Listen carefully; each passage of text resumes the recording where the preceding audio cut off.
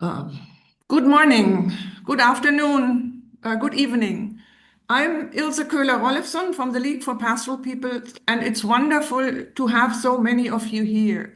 In fact, we had more than 300 registrations, and that's why we converted this event from a Zoom meeting where you can see everybody to a rather anonymous webinar. So we're still trying to figure out how to do a webinar, so please bear with us. Today is the World Environment Day 2026 in the International Year of Rangeland and Pastoralists. And that's exactly why we have picked it to launch our initiative to map the threats that pastoralists are experiencing. Oh, no, this thing is not moving.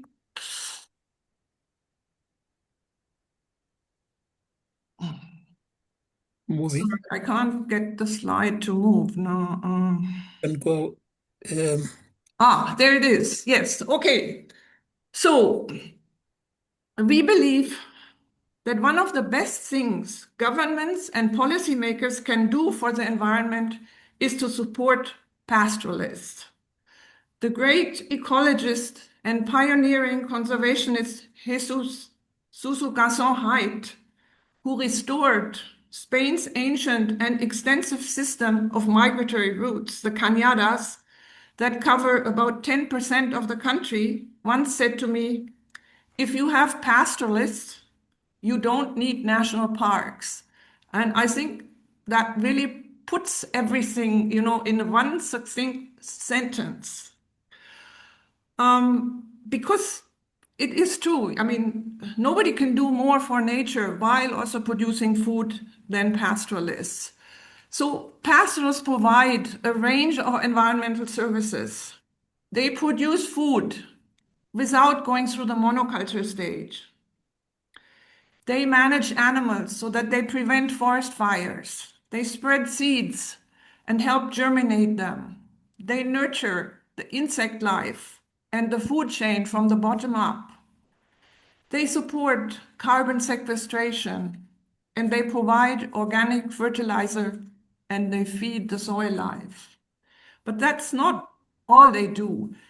This year's slogan for the World Environment Day is Now for Climate. And that's also where pastoralists provide a solution.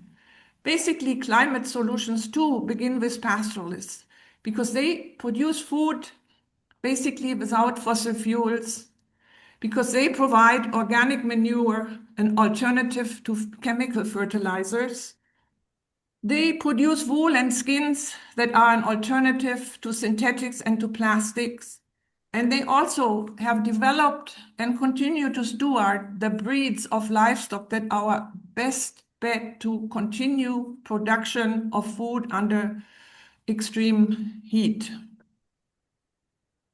So basically, that's why we picked the World Environment Day to launch this initiative, because all these benefits of pastoralism are becoming gradually better known and appreciated. Tragically, the pressures that pastoralists experience from land loss and conflict are also increasing exponentially. Earlier, it was dams and irrigation projects, then wildlife conservation. Now it is, ironically, green energy projects that are taking up huge amounts of land for solar energy and for carbon offsetting. And I can see the establishment of data centers for AI to develop into a threat. So unless concerted measures are taken, pastoralists will become impossible and infeasible. And the world and UN level organizations need to become aware of this. Besides celebrating pastoralism in this year, we also need to put in place mechanisms to support and to protect them in the future. The emphasis in this year has been on the importance of rangelands, but pastoralism is much more than rangelands, which, by the way, is a term that is really understood only in the United States, and it is defined as mainly being grasslands.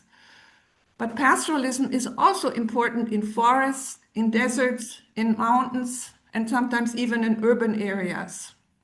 Without pastoralism, humanity will not be able to manage these ecosystems.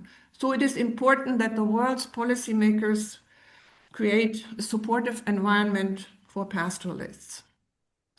So initially, we had an extended, amount of time for asking questions at the end. We still have that. We don't exactly know how this is going to work with a webinar in a webinar setup, but you can put some of your questions into the Q&A at the bottom of the screen, and we will try to deal with some of the questions at the end, and the others which we can't cover, we'll try to follow up later. So once again, thanks for being here. And now I would like to hand over to Jacob Lekataugo, who is from the Samburu pastoralist community in Kenya, and who is also the president of the African Pastoralist Youth Initiative, and also of the youth initiative within the International Year of Rangeland, within the Alliance for the International Year of Rangeland and Pastoralists. So, Jacob, you have the floor. Let me just get the photo out of the way here. Thank you so much, Els and everyone for joining. Good afternoon and good morning, good evening, everyone, wherever you are. Thank you for joining us actually this World Environment Day. Just want to take, or maybe to pick where Els have just introduced us from, that if you need pastoralists, you don't need national parks. And actually, that's a true thing. I can attest to that. And because pastoralists have been the greatest conservationists all through for us to come and get the national parks here because of their conservation efforts all through. I can say that early this year, maybe if I can start there, we gathered in Madrid across the globe. And we gathered from different nationalities and different cultures. And more importantly, we didn't know each other. By that time, we're getting to Madrid, Spain. But one thing early this year in April stood out and it connected all of us is the challenges, the similarities, and everything that we share together across Africa, Asia, Latin America, and the world and the whole idea around the International Year of Rangelands and Pastoralists. Despite of us coming from different cultures, I can say that these threats, I can now attest to this, is spreading across all over the 11 regions of the world. And more importantly, I can attest to see that, and maybe to represent the youth, to say they settled up to one thing, that pastoralists are actually losing land. And actually mobility is threatened and even sometimes restricted. Indigenous knowledge is lost. And young people are sometimes finding it very hard to come back to pastoralism, or maybe to see viability of pastoralism in the future. That is why now we had that youth declaration, which is very closely knit to this mapping initiative and very connected.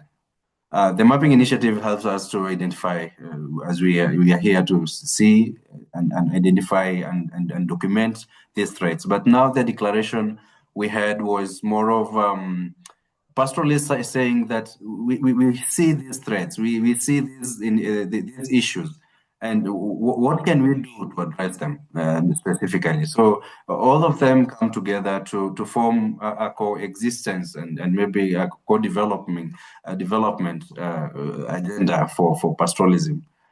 I can point out, as I said, on the on specific threats. On pastoralism, and maybe let me just go back. Let me come back to my country here in Kenya, the northern part of Kenya. I've seen one big threat is pastoralism, and maybe else I've just said that, and is the loss of land and restriction of mobility. We have, where I'm coming from, I come from a Samburu community, as Ilse have just said, and once our land was quite vast actually, and that we can connect from one region, one county to another, and we can get these resources, for example, water, salt lakes, and even wetlands for ease. But now there's a very increased demarcation of land, which is really a threat to pastoralism. Okay, yeah, right now people are saying that everything we have to make a case, business case out of rangelands, but according to the economics of land degradation report, if we have to support pastoralism, and the best outcome and the best profit that comes out of pastoralism, they've measured, they say that $1 pumped into pastoralism, into rangelands, comes out as 35%. So it's a very good, profitable business for private investors to come in and invest in rangelands. But it could be very difficult as we go forward when you have this land fragmentation. And the land fragmentation is coming in form of the individual ownership of land, and individual ownership of land, privatization of communal land, of communal rangelands, and fencing off in terms of agriculture. All this culminating into land loss of pastoralism, because pastoralism need mobility to thrive. And if that mobility is not preserved, is not protected, that it means that even the people, the livelihoods, and all the ecosystem connected to the land is lost. Say even conservation. So many reports coming up to say that we fence this area for conservation, but eventually the outcome of that fencing comes out to be that the fencing is actually doing more harm than where the pastoralists and the community are co-sharing. The wildlife and also the ecosystem is being co-shared, is being that relationship is there mutually. If I can say this, I can attest to say that, and I cannot escape this, to say that communal land ownership. We're talking about securing land tenure, but in my perspective, I know it's a contentious issue, but and has very many other precepts about this. But I feel like a communal in securing land tenure for pastoral communities is strengthening the communal land tenure, not individual and private, and the demarcation of land into individual ownership. Because if, for example, I take, for example, my family, or maybe my dad had five wives, and at that time, the population was quite small, and our land was quite big at that time. And maybe a century to come, or maybe even some few decades, the population is growing, and that family of five are now having more than 20 kids. And each and every person is given one parcel of land, for that matter. And we have livestock. Now, the land is finite. We cannot grow much land. We cannot expand our land, but we have to share this.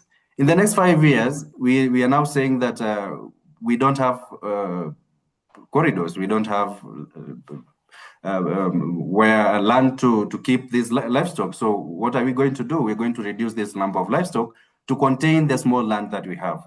And it will now going to crumble the same very livelihood that is being dependent, and it's one of the most reliable and sustainable livelihoods in the world, that we are now saying that we reduce into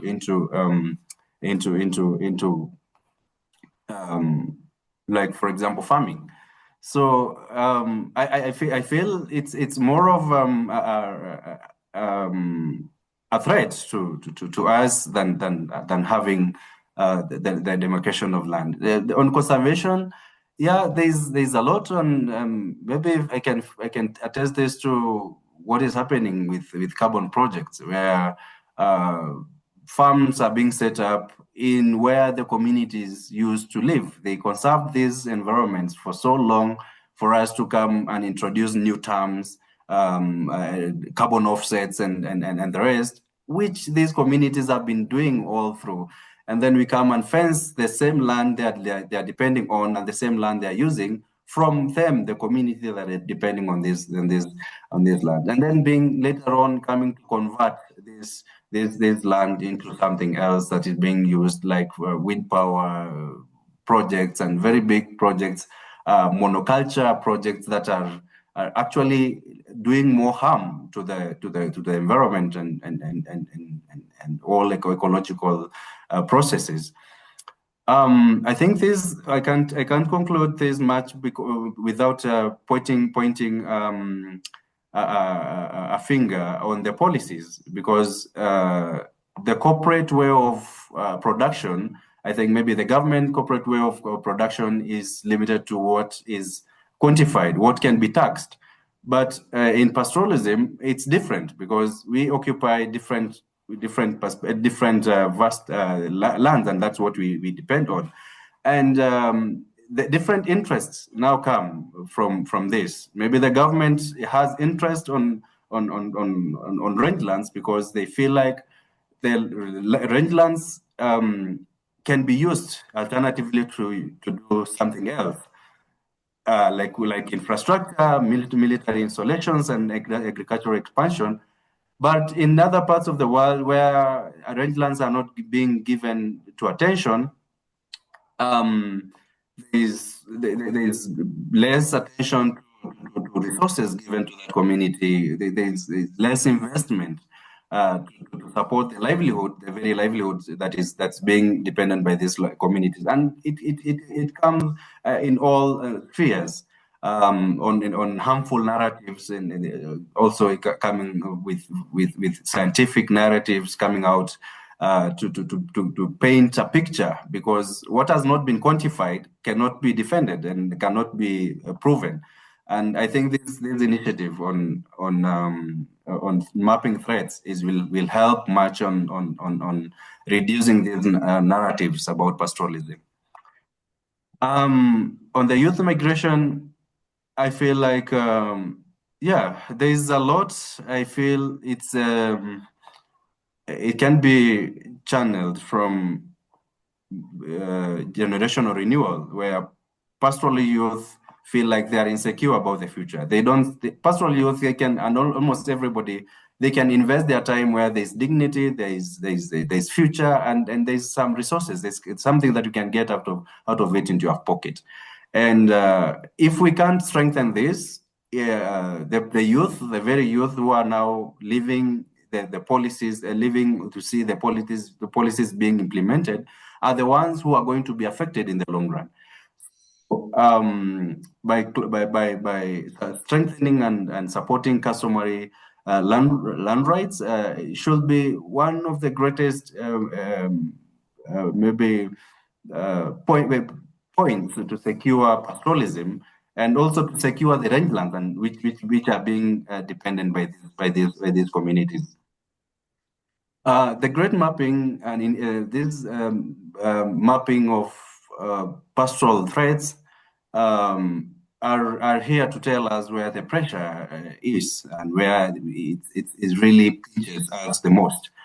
And on the youth declaration that we had, the youth pastoralists, they believe and they see what must be done.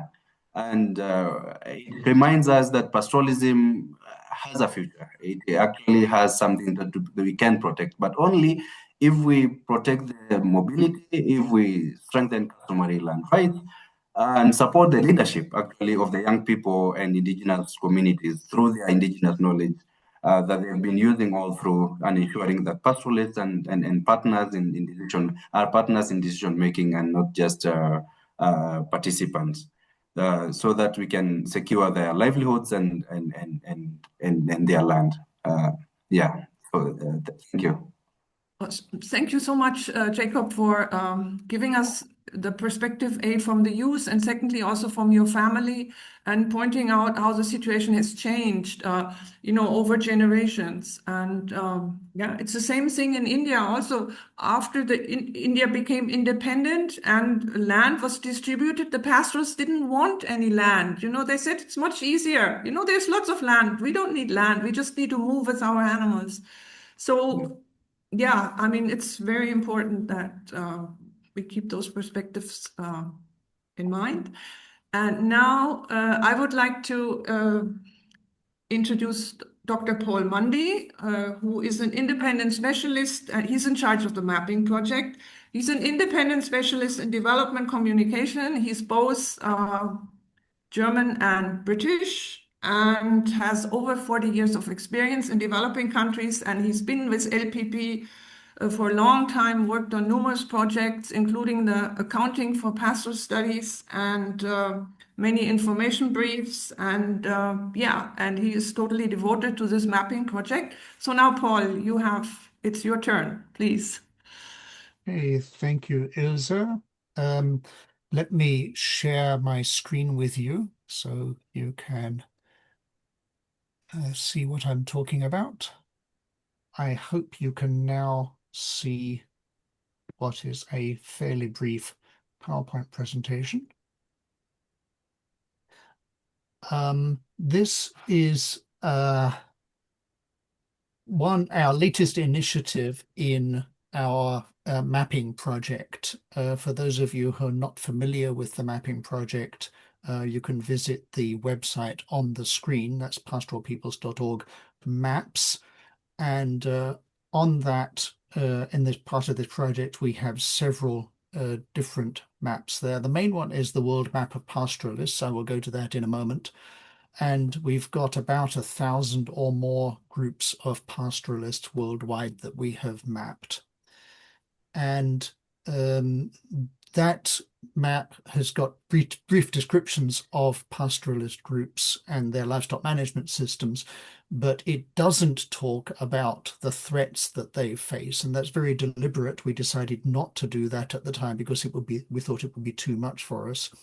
We now feel it's time to start addressing that.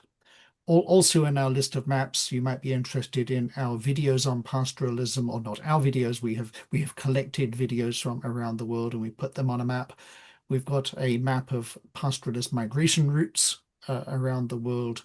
There's a special map on camelids, and there's one on pastoralism in Germany. Let me go to the first one, the World Map of Pastoralists, so you can see what that looks like. And oh dear, we're trying to get to Microsoft Bing is not what we want. Okay, this is the page that you get to. And if you come down to here, you can go to the World Map of Pastoralists.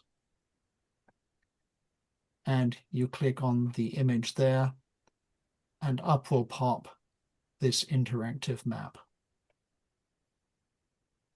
And you can pan and you can zoom around this, and you can zoom in and you can click on any of these little icons here, and up will pop on the left-hand side some information about pastoralists in that particular area. Sometimes there is a picture, sometimes there isn't. And you can see on the sidebar down here, we've got a brief description, and then there is the source of the information that we have used there.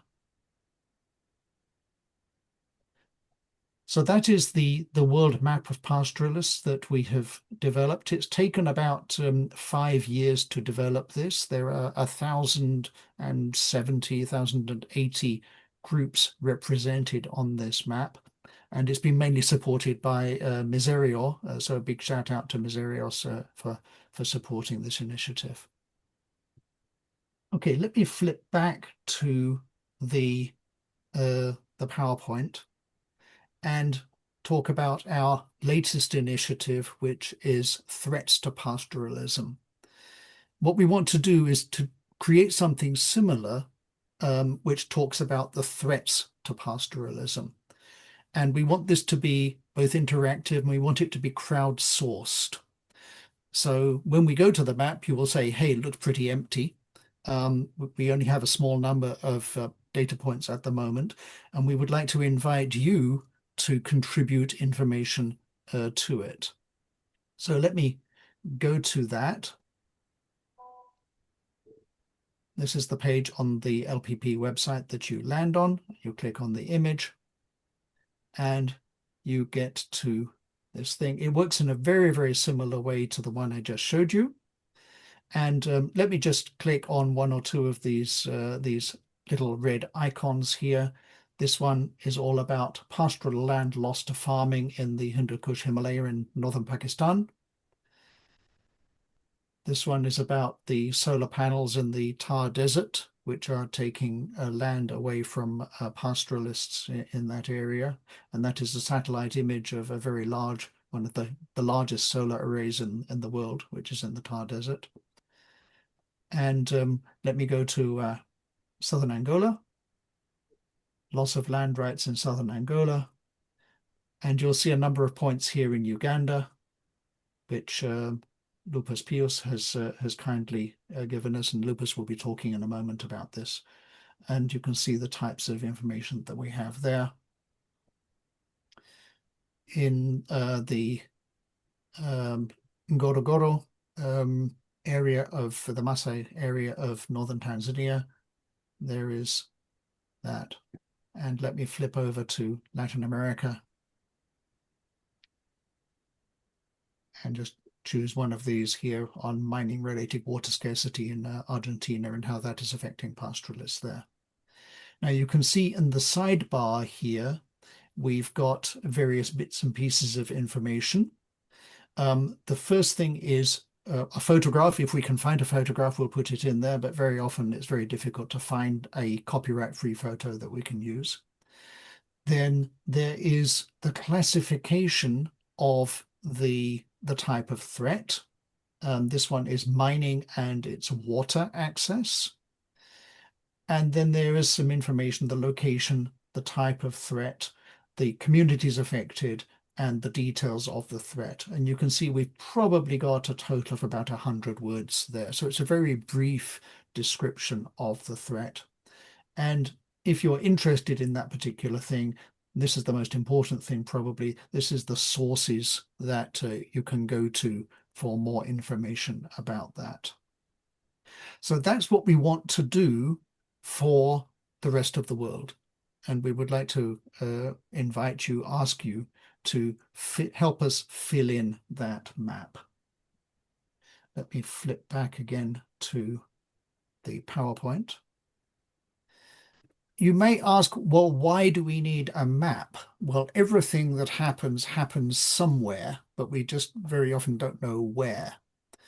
And a map helps put things in place. It makes it visible. It gives you context. You can say, ah, yes, I've been there, or I know somebody from there, or I know where that is. It helps you find things easily. So a map is a very powerful way of conveying information. What do we want to show in this map of threats? Well, we're not interested in temporary incidents. We're not interested in individual events. We're interested in long-term threats that affect a large number of people, that restrict the herders' access to land, water, and mobility. And the key word there is really land, because land is the most important basis for pastoralism. If you lose access to your land, then you have no way of continuing your livelihood and your lifestyle as a pastoralist. The whole production system collapses if you can no longer use that land. And once it's lost, the land is very, very difficult to recover. It's very difficult to tear down a fence or to reconvert an area that has been designated as a wildlife reserve back into grazing land. It's very difficult to get farmers who have taken over that land out of the fields that they have planted, etc., etc. So once it's lost, it's probably gone forever. We're just starting. As I said, we've only got very few cases. There's only 19 cases so far. I am hoping that as a result of this this discussion, we will in the next couple of days have a very large number more cases that will come in. And later in this webinar, I will show you how to contribute. What types of threats are we interested in? We have chosen 10 types of threats, and they are afforestation, agriculture, irrigation, violent conflict, dams, green energy, military, mining, barriers to movement, access to water, and wildlife. And I'm just going to talk about a few of those. I'm not going to go through them all.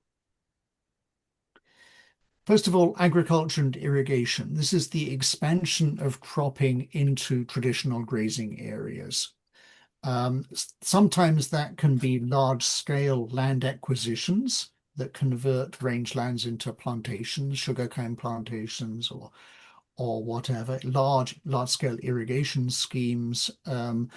This is very often called land grabbing in international or local elites, national elites acquiring large areas of land and putting in mechanized agriculture there. There's also privatization and subdivision that can interrupt grazing corridors. So even if it doesn't take over the grazing land itself, it can interrupt the corridors that pastoralists have traditionally used to reach those grazing areas. In many areas, smallholders they need somewhere to grow their crops and feed their families, and so they establish farms in areas that the pastoralists use, and very often those are the emergency grazing areas, the areas that the pastoralists have traditionally retained and deliberately not grazed because they need to use them during a drought or during an emergency. And during that drought, they arrive there and they discover it's being converted into farmland. And obviously, policy has a lot to do with this. The governments prioritize intensified agriculture over pastoral land use. They see intensified agriculture as being much more productive than pastoralism. They don't see the benefits of pastoralism. Violent conflict is another area that restricts the pastoralist's access to the land. It makes it dangerous to use certain areas. That can be state-on-state conflict, and we see several examples of that around the world today. There are insurgencies that either restrict access to the land or rob the pastoralists of their animals, and so making it impossible for them to continue their livelihood in that way. There are obviously disputes among herder groups, and there are disputes between herders and settled farmers. And very often these various types of disputes get mixed up with other forms such as jihadism or separatism that where the outside world says, well, the pastoralists are to blame, whereas in fact the root cause is really somewhere else. Green energy is wonderful. It's why on earth are we against green energy? Well, the problem from a pastoralist point of view is that it takes up land and it excludes the people that have been using that land for the last many hundreds of years. So yes, it does create power, it produces energy, and it's green energy, and it creates jobs, but it deprives the pastoralists of their grazing land. That picture there is from the Thar Desert in India, and it's the large solar panel area, the Badla Solar Park that I talked about earlier. And it's kind of ironic that the pastoralists have done the least to cause climate change, but they are the most affected by it, both by the climate change itself and by efforts to mitigate it in terms of outsiders coming in and putting solar panels in their traditional grazing areas or wind parks and excluding the pastoralists from those areas. Mining is an obvious way. If you put in an open cast mine, then you convert that land from whatever it was used for before into a big hole in the ground, and you obviously exclude the pastoralists from that area. And it also has knock-on effects. It destroys the ecosystem. It contaminates water sources. It can lower the water table and make it impossible for people to reach water through their traditional wells and things like that. So mining is a big problem in some places. Barriers to movement. These may be physical barriers where somebody puts up a fence or a wall, or doesn't put up a fence or a wall, but puts up something that acts as a fence or a wall, such as a road or a railway that's impossible to cross. The barriers may also be virtual. They may be administrative rules such as transport vans and veterinary cordons. Jacob mentioned a couple of these earlier, I believe. The imposition of national and subnational borders that restrict the pastoralists' ability to move from place to place along their traditional routes. And in some places, their mobility is actually criminalized. It's illegal to move from place to place.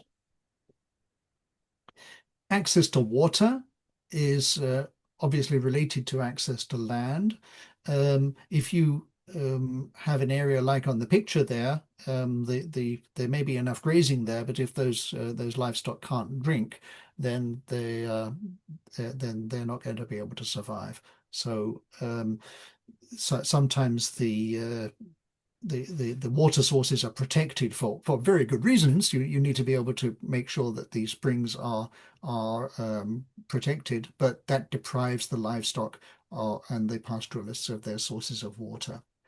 Plus, irrigation boreholes or mining may lower the water table, making it impossible to get. Wildlife, pastoralists cohabit, they coexist with livestock in many places. The problem is not the wildlife itself, it's the idea of fortress conservation, where governments and well-meaning conservationists put a fence around an area and say to the pastoralists, no, you can't go in there because you are damaging the environment and you're harming this charismatic megafauna, these rhinoceroses, these elephants, these tigers, or whatever it is. You are no longer allowed to use this area. Sometimes this is called green grabbing, where conservation is used to justify the dispossession of pastoral lands, and sometimes it's just plain capitalism, where a rich investor will fence off an area as a hunting reserve and exclude the people that have used that area traditionally from the lands that they have been used, that they have used for grazing. And in this narrative, the pastoralists are framed as a threat to biodiversity, even though there's plenty of evidence that they maintain the landscapes. The various rangelands landscapes that we see around the world are very rarely totally natural. If they are formed and shaped by human use, and one of those human uses has been pastoralism, and it's pastoralism is a way to use land in a productive way that could not otherwise be used productively.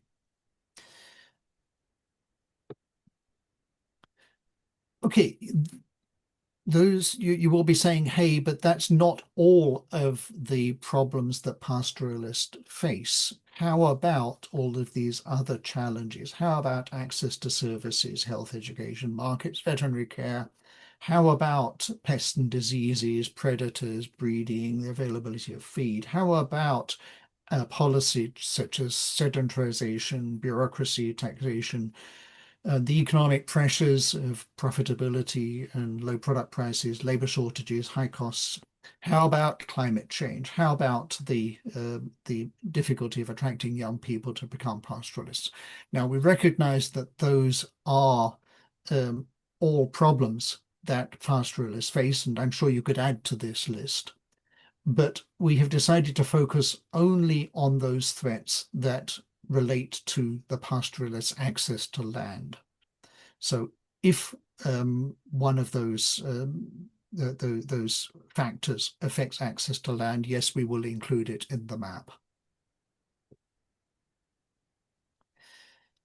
Those are the 10 categories that I have just described. I didn't talk about all of them, but I think you can probably fill in the gaps. One question for you would be, maybe you could write in the chat or in the discussion, are there any other types of threats that we should include? Have we got the right classification? Are there other ways of dividing this up that would make more sense in your area? So please do think about that. You will have noticed that many of the threats to pastoralism that I've just described are that they are often very well intentioned, and they may even be necessary. Afforestation or agriculture, yes, we do need to plant trees. We do need to make sure we stop deforestation. We do need to grow more food. We do need green energy. The problem is that efforts to do that do not take the interests of pastoralists into account. And so we need to find a way of ensuring that society can do the things that it needs to do. It needs to dig stuff out of the ground in order to produce goods. That's mining. We need to conserve wildlife, etc., etc. But we need to do it in a way that doesn't harm the people that already live there and that use the area productively. So we'll need to involve pastoralists in planning. We need to establish consultation mechanisms. We need to make sure that pastoralists benefit. We need to provide compensation, find joint benefits, and I'm sure you could add to that list. Okay, that's it for the moment. I will come back in a few minutes and talk about how you can contribute to the map. Thank you. Thanks so much, Paul, for that really comprehensive presentation. And now we're going to have two commentaries from people who are working on the ground. And the first one is Lupa Pais from Uganda, who is the founder and executive director of the Rangelands Community Initiative in Africa. He is a rangeland ecologist working at the intersection of conservation, land tenure security, and agroecology. And his work focuses on advancing pastoralism, strengthening natural resource governance, and improving sustainable livelihoods for pastoralists and indigenous communities. Lupa, please, let's hear what you have to say. Thank you. Thank you, Dr. Els. Also, thank you to Paul Monti for the tireless work you have done with the team to collect this information, brief information together. I remember the continuous engagement we had in order to verify most of the information. Of course, I think one of the challenges with the mapping threads also is that some of them do not exist in terms of, they are not published threads. So there are those threats that pastoralists are suffering or undergoing, but never mentioned or never put on paper or on public notice for access by anyone. When it comes to Uganda, for example, is that the threats to pastoralists are more from land use and social and economic from that perspective. And the leading of all this is land use stage. And land use change, for example, in Karamoja, government in the past had declared the whole region a conservation or a human zoo for tourism and everything. And so it was declared a conservation land use area, planning area. In this region, you'll find that the basic livelihoods most people rely on is agro-pastoralism, where people grow small subsistence crops and also relying on livestock keeping. And of course, livestock forms the largest economic base for an ordinary or a grassroots livelihood for an household in Karamoja. Of course, the Karamojong people themselves do not only live in Uganda, they have clans beyond Uganda boundaries. And these clans come all the way from Ethiopia, South Sudan, Kenya, and then Uganda. And so they are found in these 4 states, sharing the same cultural values, sharing the same landscape affected by climate change and many other factors, including securities like the conflicts, tensions, which emanate between the inter-ethnic political angle, which includes access to resources, including the land tenure rights issues. For the case of Karamoja now, here is that we are looking at threats from the perspective of land use, for example, the food forest conservation issues. We have a case, for example, in the Pian-Upe conservation area, where government has earmarked to declare it a national park. And declaring an area a national park means limiting several bundles of rights. For example, access to pasture, access to water, and also access to medicinal plants that normally pastoralists are accessing during the dry season and the wet season. So what do people do when such a land use is moving from a reserve that was designated as a shared resource between wildlife and pastoralists?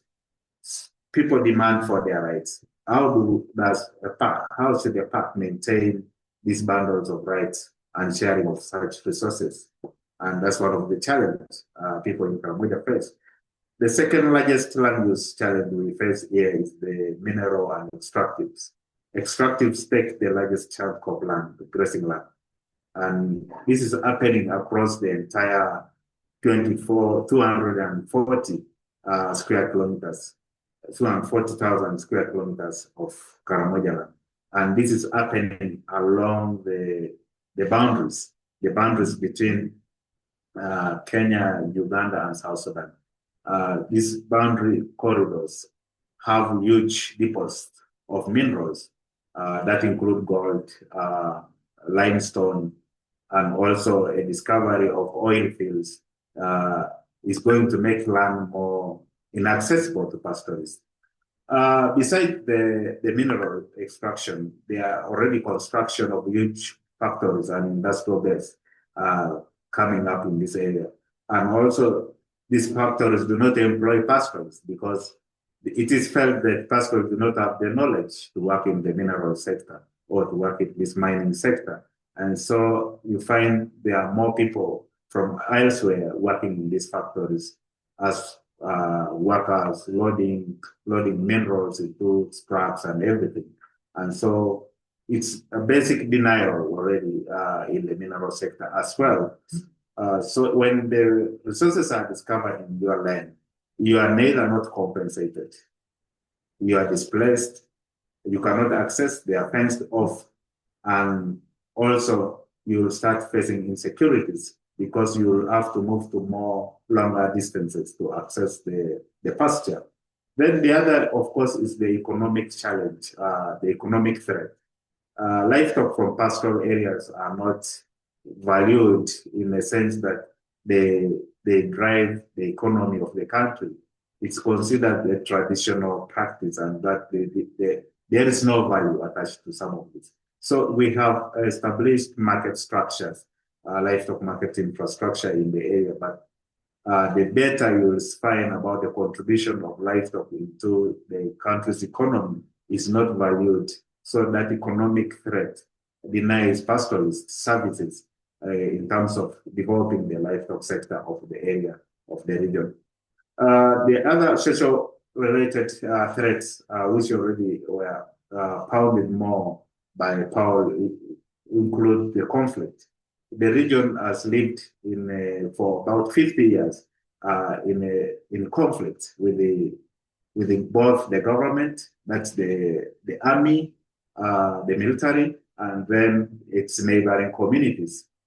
These conflicts have kind of submerged the region into poverty. People are moving in and people are moving out of pastoralism. So the defining factors why people are moving out of pastoralism, one include conflict and also loss of land. When people lose land, they have nowhere to start production of livestock systems. And so they migrate to other areas like cities.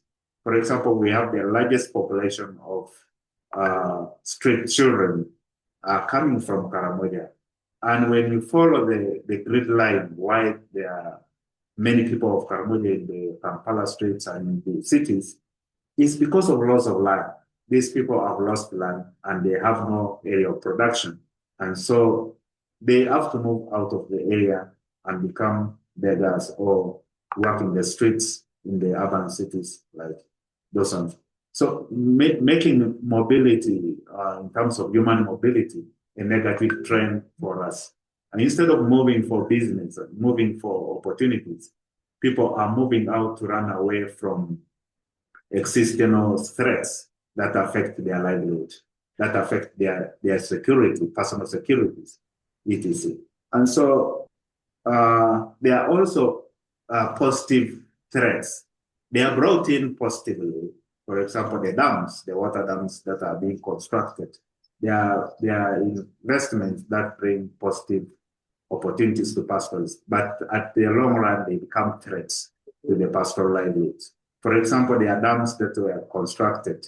In the long run, these dams dry up and they get submerged by the soils and everything.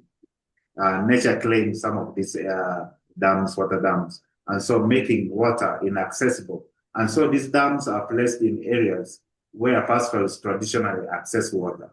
And when this ecosystem is damaged in the next 20 years, these water sources, man-made water sources disappear.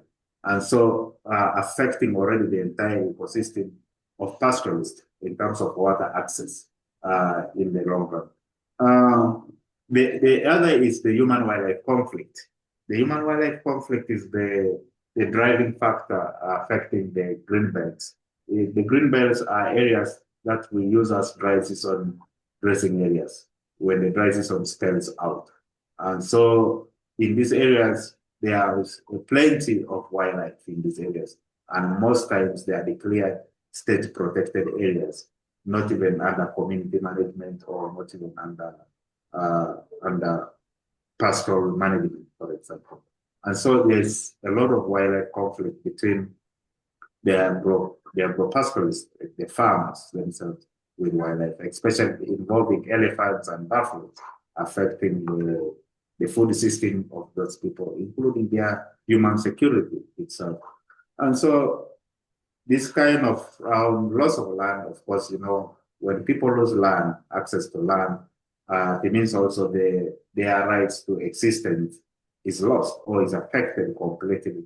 And so this transformative change in the system also affects the thinking and the food system of the people, meaning more people in Karamoja are likely to move out of pastoralism and few may be remaining or will be joining pastoralism because of those challenges.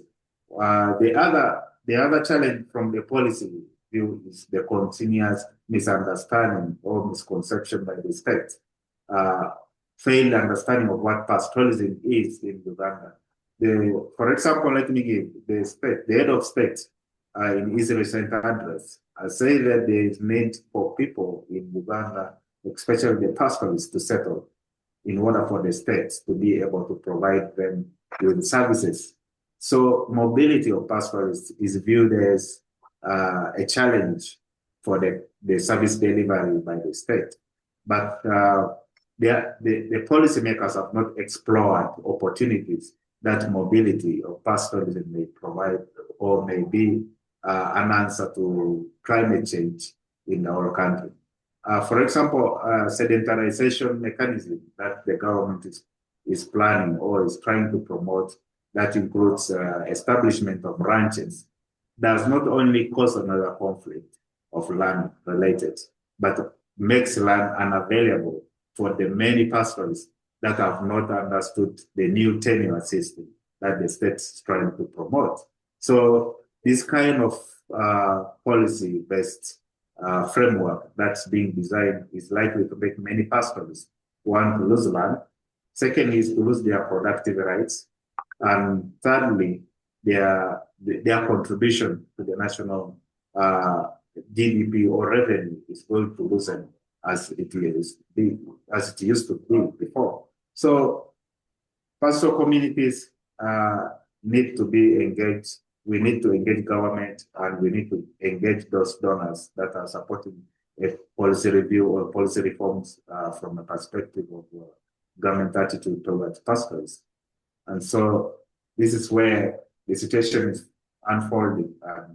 So we aspire for a better pastoralism in Uganda that looks at the rights of the people to sustain their livelihood, their way of life, and of course, climate resilience. Thank you. Thanks so much, Lupa, for giving us this excellent overview of the situation in Uganda. That was really very insightful. And now we move to Spain and to Europe. And I'm very pleased that we have Manuel Bajillo here, who worked together. He's actually a founding member together with Jesus Garçon, who made that wonderful statement about pastorals being better than national parks, basically. Manuel has been working on the conservation of transhumans in Spain, and he helps this organization. They help shepherds and they lobby administrations to improve the conditions of nomadic livestock farmers for 30 years. Thank you, Manuel. So glad to have you. Thank you. Thank you. Thank you for inviting my organization to participate in this wonderful initiative. Some of these treats are similar to those in the rest of the world, but I believe others are different, perhaps of a social character. I think not only with the movement, I think with the different kind of human problem in Europe. Until recently, millions of grazing sheep and goats and cattle was managed by pastoralists across Spain. Today, however, the system is rapidly disappearing. In the 1930s, Spain had 24 million sheep and 5 million goats. Today, official livestock statistics report around 10 million sheep and only 1 million goats. This represents an average decline of nearly 4% per year. For the first time in the history of our territories, we are facing a critical shortage of herbivores, able of controlling the vast amount of vegetation that accumulate every year. As a consequence, slough, encroachment, and biomass accumulation are transforming our landscape in all the Mediterranean, not only in Spain. I think that in all Mediterranean. These fuels increasing the intensity, frequency, and scale of the catastrophic wildfires that we see every summer. More and more often, these fires exceed our capacity to control them. Spain has made important progress in recognizing the value of transhumans, thanks to Jesus Garzón. In 1995, the Livestock la ley de vías pecuarias to protect the Spanish cañadas, make a legal protection for the historic network of drought roads used by migratory herds. Paradoxically, rising meat prices have made livestock farming more profitable than in previous years. But just now, when the sheepers are making money, we have the big problem, the age of the shepherd. 41% of shepherd are over 65 years old, and 70% are over 55. Our big problem is the generation turnover. However, the traditional farming system, which doesn't allow for any rest, drives young people away. The people go away to the pastoralists in Spain. To this, we must add the heavy financial investment required for a young shepherd to embark on their own livestock journey. The land is so expensive in Spain now with the tourists. As my shepherd, in the meeting in Madrid, Santiago León often says, a shepherd can die, but he cannot get sick or rest. This sentence illustrates the reality faced by many pastoral families. Our threats include, like the other in other parts of the world, the occupation of drought roads, the diversion of water needed for the livestock, and the loss of traditional rules and knowledge.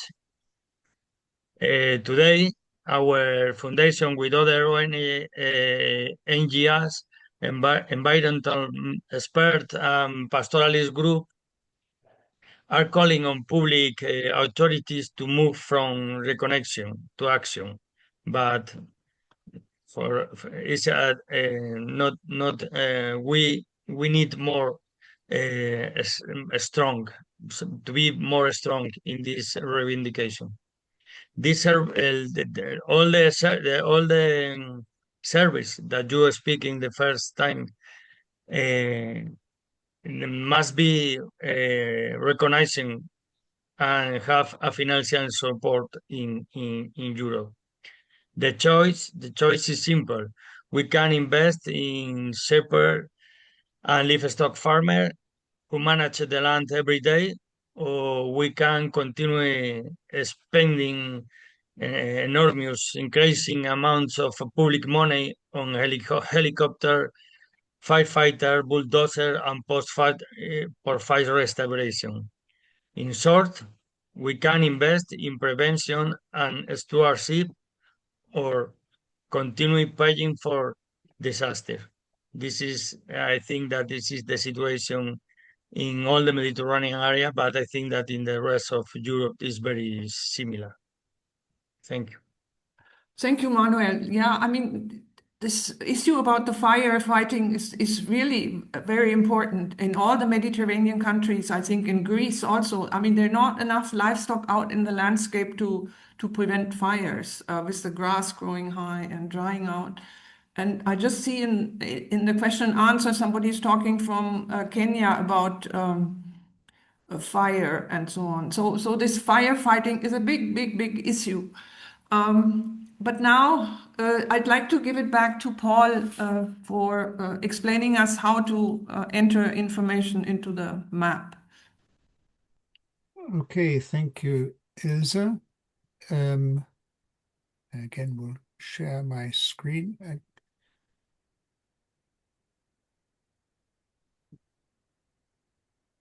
I can get the technology to work. Okay.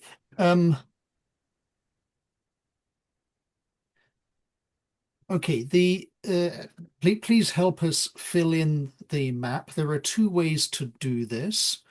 You can either fill in a form or you can send us an email, and they both should contain enough information for us to be able to use. So let me show you what the form looks like. and we will put these links in the chat in a moment. This is the data form. There's some introductory guidelines in here, and there's basically 5 types of information that we can I ask you to put in. The first is your name or the name of your organization, and your contact details. Now, we will keep this confidential. It will not appear on the map. And the reason we've decided to keep it confidential is that we don't want people or individuals or organizations to put themselves at risk by publicizing themselves via a public map like this, because very often we are up against very powerful organizations and governments that may not appreciate what you are saying. So the little star here means that it is a required field. So let me just put in some garbage text so I can submit it at the end. An overview of when you put in the, please don't put in garbage text. Please put in your real name and a real email address. Otherwise, it won't work.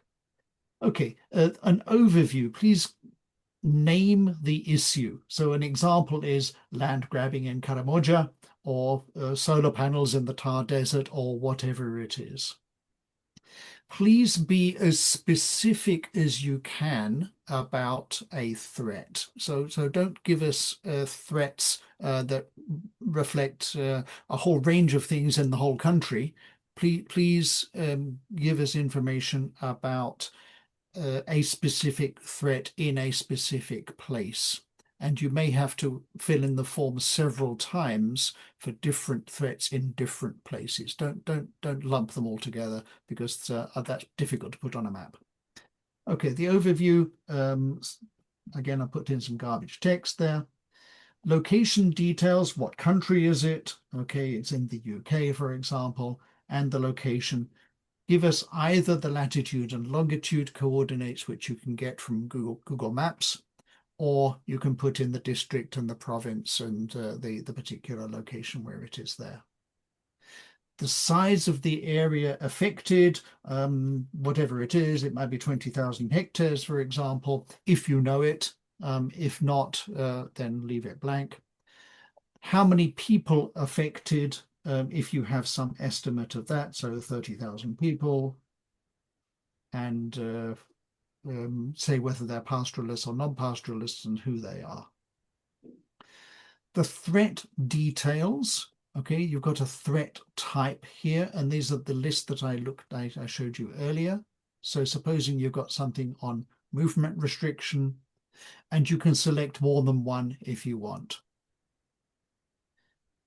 And if our categories don't fit what you want to report, then write something in there. Now, this is the most important part, the short description of the issue or the threat and who is causing it. So please write us some text to say, okay, this is what is happening and this is why it is happening. This is the effect that it is that it is having.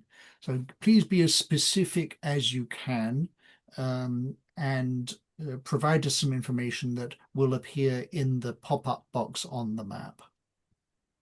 And again, which communities are affected and how are they responding? That is, okay, this is affecting this particular group of people and they are protesting, or they've taken legal action, or whatever their response is. Provide some information on that. Not a huge amount of text, please. We can't include lots of text on a map. Up to about 100 words for each of those. Then the information sources for where this information comes from. So there is the type of information source. Maybe it's a news article, personal observation, publication, a community report, video, website, or other source of information. And you can choose more than one of those if you wish. And then the details of that information source. So give us the name of the website, the web address of the website. Give us the web address of the news article and as much detail as you can, so we can go and chase that up and we can check that the information is in fact available.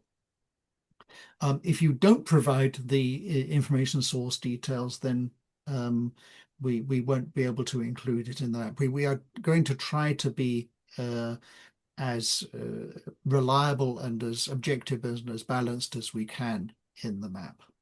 So no polemics, please. Please don't put in a political statement or whatever it is. Please be as neutral as you can in the description. Then once you've done that, then hit submit. And I will do that now. And you can see that I didn't put in some things in there, so I need to enter some information there. Required fields, hit submit, and you will get that screen. And you will get an email saying, thank you for submitting. I will also get an email that will alert me to the fact that you have submitted information, and then we can chase up the information. The information goes into a database. We will check the information. We will look for any supporting information that there may be in news articles or in websites or in NGO reports or whatever sources we can find. And we will edit the information to make sure it fits within those 100, 200 words that I've just described. That may take a few days. And once we have done that, I will upload it to the map and I will alert you to the fact that I have uploaded it. Okay, that's how it works. If you are unable to fill in the form, let me flip back to my PowerPoint. If you're unable to fill in the form for whatever reason, then you could send an email with the details to that address, and that will get to us and we will do the same thing with it. That's the information we need. That's basically a summary of the form. And I'll put this in the chat as well later so you can check on it. Okay, what happens next? Well, we're at the gathering information stage at the moment. We want to try and populate the map as far as possible. We want to find out what types of problems there are and where they are. And once we have done that, it'll be possible to analyze it. It'll be possible to analyze the data in the map and to find out what are the causes, what types of problems are there, what are the key points that can be addressed. And after that, we will hope to launch a campaign that can raise awareness and seek solutions to the problems that have been put on the map. So, in summary, this is what we'd like you to do is, number one, explore the maps on that website. Number two, submit a threat or threats. If you're familiar with more than one threat, then please feel free to fill in the form multiple times. And then raise awareness and spread the word. Two last things. First of all is many thanks to Miserio for funding this initiative. And secondly, we are looking for further funding for us to be able to take it further. So if you know of any sources of funding, then please let us know. Thanks, Thank Paul. you. I think you gave a great overview of the situation. But now we also are very pleased that we have a speaker from India here, Meenal Talpati, and she'll give a perspective from that part of the world, where I think this is also an urgent issue. Meenal is a legal researcher and policy analyst, and she's working at the intersection of land rights, climate and biodiversity governance. And she has done a lot of work already on pastoralists, including around the Kumbhalgha Wildlife Sanctuary. and on forest-dwelling communities. And she looks at all these issues: biodiversity conservation, commons governance, and social impacts of climate and conservation policies from many angles. So, Minal, I look forward to hearing your presentation. Thank you so much, Ilse. And I have to say that this initiative has come at a very timely moment with all of the global attention to pastoralists and rangelands. So I will be speaking from a South Asian perspective with a particular focus on women pastoralists. Much of what I have to say is based on my own field work with the Raika pastoralist women in Rajasthan, India, where Ilse has also worked for so many years, and as well as the conversations with pastoralist women who attended the Asia Pastoralist Women's Gathering, which was organized by Mara.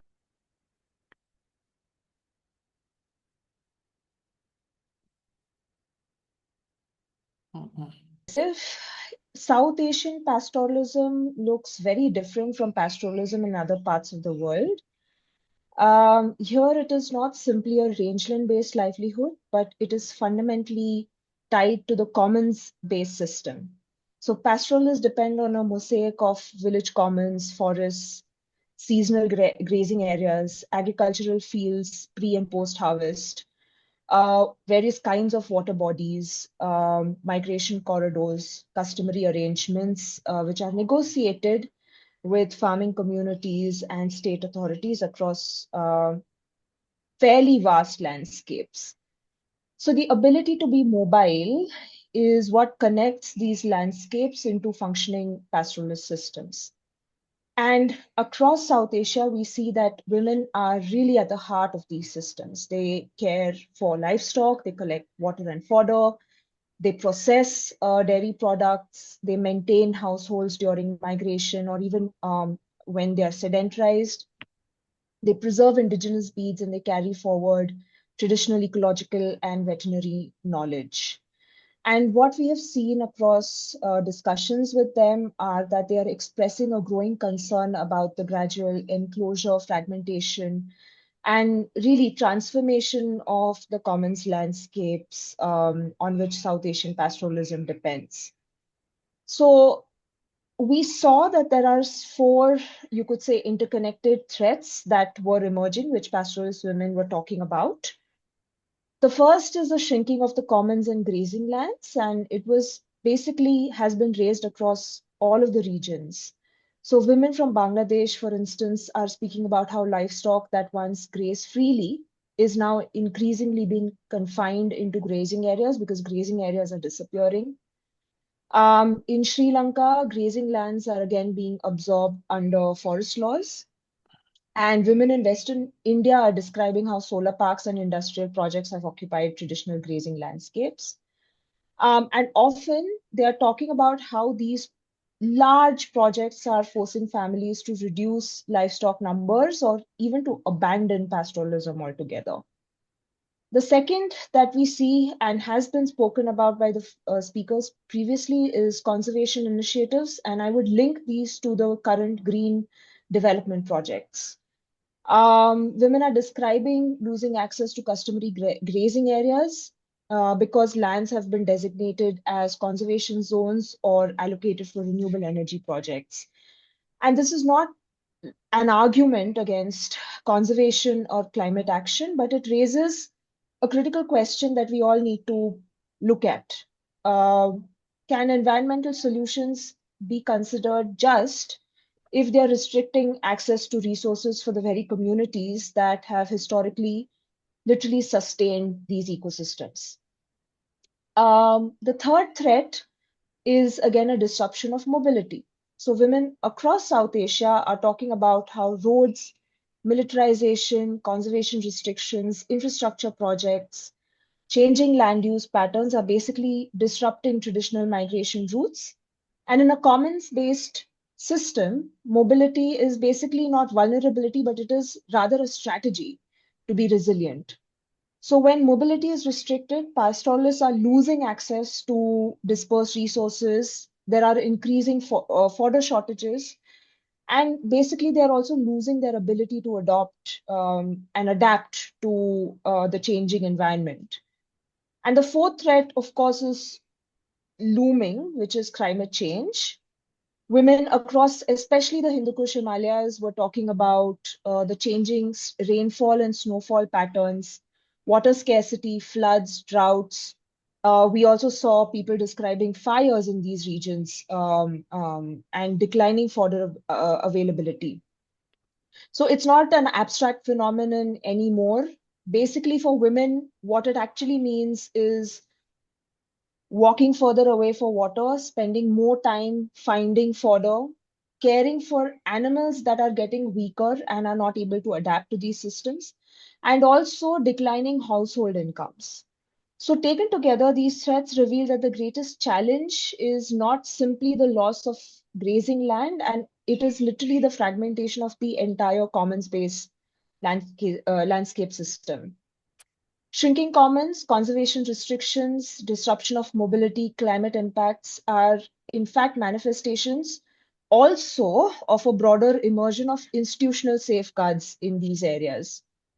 So these threats are not simply resulting in changing land use, they are symptoms of a deeper crisis of even legal and policy recognition. And we see that across South Asia, pastoralism, despite it being the International Year for Rangelands and Pastoralists, pastoralism remains poorly recognized as a very distinct livelihood and land use system. So agriculture, forestry, conservation, climate action, they have dedicated policy frameworks, but very few laws are talking about mobility or the protection of it, commons governance, customary grazing rights, or pastoralists' literal role as custodians of landscape. For women, this lack of recognition is very acute.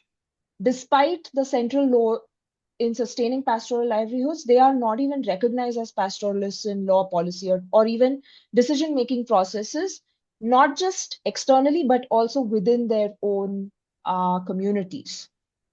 So the consequences of all of these threats are basically often felt most intensely when it comes to women. Like I've said, when commons are disappearing, women have to take mobility as something that has that stretches out. Migration routes are blocked, and the labor burden is also increasing. So women are not only losing livelihoods, but also spaces through which their ecological knowledge and cultural practices were transmitted through generations. Which is why this mapping initiative is so important. Like Paul said, maps can actually make processes visible that are often hidden. And through some of these examples, you will be able to see in the analysis that you're talking about the enclosure of commons, restrictions on mobility, climate-driven landscape change, cumulative impacts of conservation, development initiatives.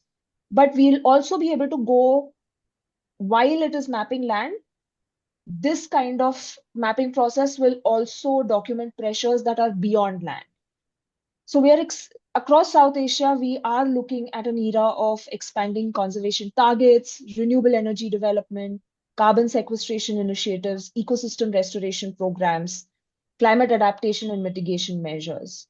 And while these interventions are being pursued in the name of sustainability, pastoralist women are repeatedly reminding us that sustainability cannot be measured solely in terms of just hectares that are getting restored or the carbon that is getting stored or the protected areas that are getting expanded. It has to be measured by whether communities retain access to commons, whether mobility is protected, whether customary institutions are surviving, and whether pastoralists can continue to steward these landscapes. So this map can actually help us identify some of these threats and where these some of the protections are in existence or are failing, and they could help us understand which laws, policies, institutions, governance systems are actually enabling the fragmentation of pastoralist ecosystems and which safeguards would be needed to strengthen and reverse it in various regions. So what is at stake is not merely the loss of land, but it is basically the future of commons-based pastoral systems across India and South Asia. One of the things that I would like to end with is a lesson that has been that is emerging repeatedly with conversations with pastoralist women across the South Asia region. They're telling us that landscapes do not survive because they are fenced or designated as such. They are surviving because they are being cared for. So if this mapping exercise can help make that stewardship visible and help strengthen the legal and policy protections, it can actually become a tool, more of a tool for policy measures rather than just documenting threats. And it can be used to secure recognition, justice, and a future for pastoralist people and landscapes that they sustain. And I really hope that this initiative is taken up widely, and pastoralists themselves contribute to the threats that they're facing in this map, and it can be used as a tool for legal and policy advocacy. Thank you so much. Thank you, Minat. No, absolutely. I mean, it's not just for documentation or scientific purposes. This is actually as a policy tool and to achieve change on the ground. Definitely, yeah. So that was a wonderful presentation, very clear. And I'm glad you pointed out the difference. I mean, the terminology is different. Now, in India, we talk about commons. In other countries, one doesn't that much, I think. No. So that's the end of the presentations, and I think we're practically at the end of our time also. Some of the answers in the chat have been answered. Some of them are still open. I see here Manuel Bahilo would like to answer one of these questions on migratory species. Did you want to say something on that?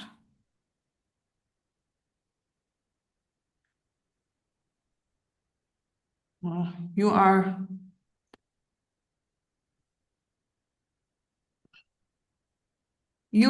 silent. Yeah, sorry. Okay. I have a big dog, a mastiff for the sheep, and sometimes sorry. No, I think that for that question is that in Andalusia, in the south of Spain, is the region who's in the most the funds. However, these funds are still very limited, and a strong inversion commitment is needed for all the nomadic people in Spain. Only this. Okay. Okay. All right. Thank you. So I think we're at the end of our program right now. Sabine, would you like to say some concluding words? Yes. On behalf of Paul also raised his hand. Yeah, after that. Do you? Or would you like to say it first, Paul, and then Sabine? Yeah. First, Yes, thank you. It was a couple of people have asked for the presentation. I will try to get that to. I assume we have the email addresses of all of the participants who have registered. But it would be better to upload it on our website. We will upload it to the website. Yes, that's probably the best idea. Thank you. Okay. okay. On behalf of the League for Pastoral Peoples, I would like to thank you very much for your interest, for attending this event, and for contributing important points in the chat and in the discussion. We very much hope that this mapping initiative will not only serve to raise awareness about the threats to pastoralists, but will become an advocacy tool for working towards solutions. Our aim is to provide a tool that will convince policymakers and UN agencies about the necessity and urgency of safeguarding the customary grazing areas of pastoralists. Hopefully, it will become part of a global campaign to protect pastoralist land from being uncritically converted for other purposes. For supporting pastoralists means promoting nature-friendly and energy-conscious, I would state unequivocally modern and forward-looking livestock farming, while also protecting the environment. I thank you all, especially also the speakers and presenters for today, Many thanks. And if you have any questions regarding the form or belong to other matters, please contact us at the email address mapping@pastoralpeoples.org. Ilse, perhaps you can show the slide with the Yeah. email address. Where is it? Yeah. But I think it's also in the chat or on our website. You find the contact to ask questions or give comments afterwards. Many thanks. Yeah, I just put it. No, I don't know. It's not coming. There, that's the mapping. Yeah, so that is the appropriate email address. Okay, thanks from my heart again to all of you, and we hope this is just the beginning of something that will change the situation for pastors a bit. Goodbye, everybody. Take care. See you again. Thank you very much. Bye. Bye. Bye. Bye.